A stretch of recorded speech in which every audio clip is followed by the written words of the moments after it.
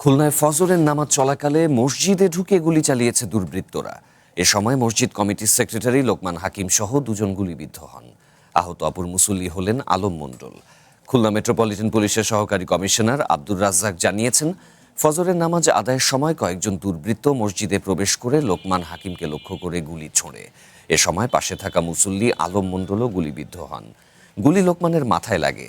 অবস্থা আশঙ্কাজনক হওয়ায় তাকে ঢাকায় পাঠানো হয়েছে। অপরদিকে আলম মণ্ডলের মাথা, গলার বাম পাশ এবং ডান হাতের বাহুতে গুলি লাগে। তাকে খুলনা মেডিকেল কলেজ হাসপাতালে ভর্তি করা হয়েছে। তাৎক্ষণিকভাবে হামলার কারণ সম্পর্কে কিছুই জানাতে পারেনি পুলিশ।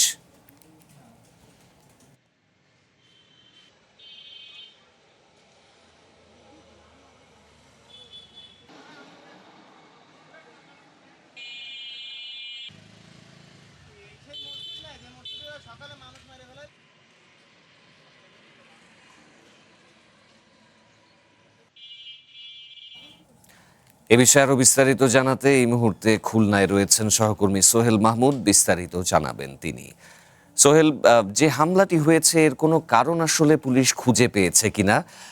গুরুতর আহতের কথা শুনতে পাচ্ছিলাম, দুইজনের অবস্থা বেশ আশঙ্কাজনক রয়েছে, একজনকে ঢাকাতেও নেওয়া হয়েছে। যারা গুলি বিদ্ধ হয়েছেন তাদের শারীরিক অবস্থার কোনো তথ্য পেয়েছেন কি?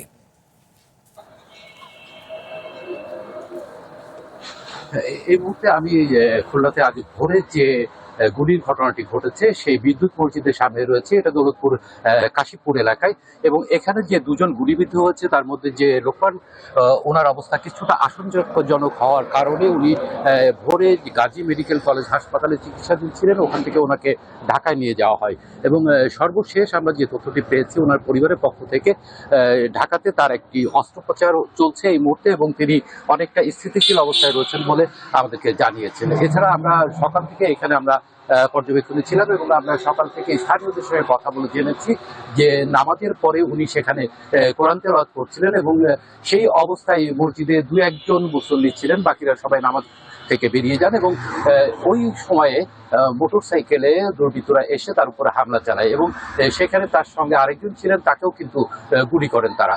তো যে লোকমান, ওনার শরীরে 3 থেকে 4টি গুলিবিদ্ধ হয়, এবং ওনার মাথার এক পাশে এবং বুকের পাশে এবং পায়ের দিকে একটি গুলিবিদ্ধ হয়, এবং তিনি ওখানে লুটিয়ে পড়েন।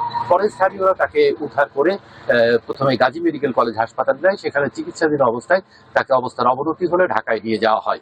এছাড়া আমরা পুলিশের সঙ্গে কথা বলে যেটা জেনেছি যে ইতিমধ্যে তারা কিন্তু কিছু ক্লু পেয়েছে, এবং স্থানীয়দের সঙ্গে কথা বলে আমরা যেটা জেনেছি যে তার একটি তেলের ব্যবসা আছে, এবং এই তেলের ব্যবসার দ্বন্দ্ব থেকেই কিন্তু এই ঘটনাটা ঘটতে পারে বলে পুলিশ প্রাথমিকভাবে ধারণা করছেন। এবং খুলনা মহানগর যে পুলিশ কমিশনার রয়েছেন জাহিদুল ইসলাম, উনিও আমাদেরকে তেমনটাই জানিয়েছেন।